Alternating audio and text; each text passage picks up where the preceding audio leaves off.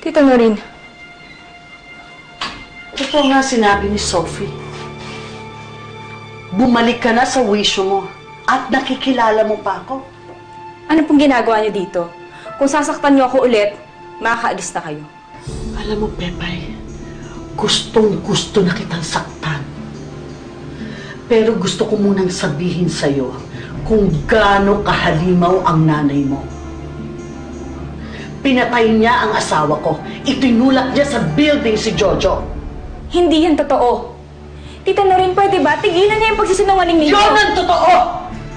At pagbabayaran mo ang ginawa ng nanay mo dahil ikaw ang sisingapin ko. Tita Noreen, tama na!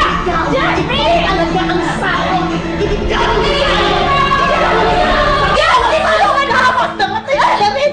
Dapat na Hindi yan totoo! Dapat magagawa na namin! Tita Noreen!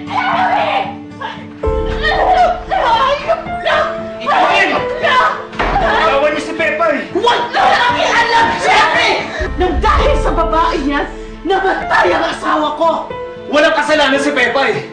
Wala siyang ginawa para mamatay si Tito Jojo! Dahil sa kanya, kaya hindi sumusuko si Amanda.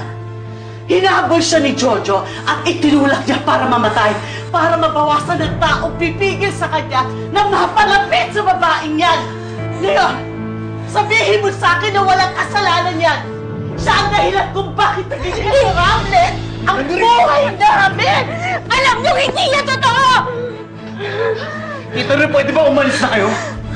Huwag niyong pagbitang si Pepay sa kasalanan ng nanay niya. Umalis na kayo at hindi na babalik si Pepay sa inyo.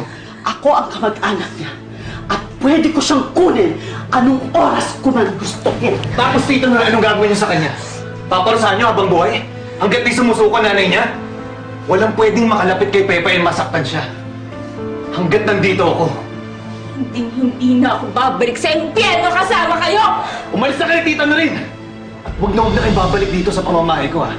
Kung hindi nyo lalayo si Pepay, ako makakalaban nyo.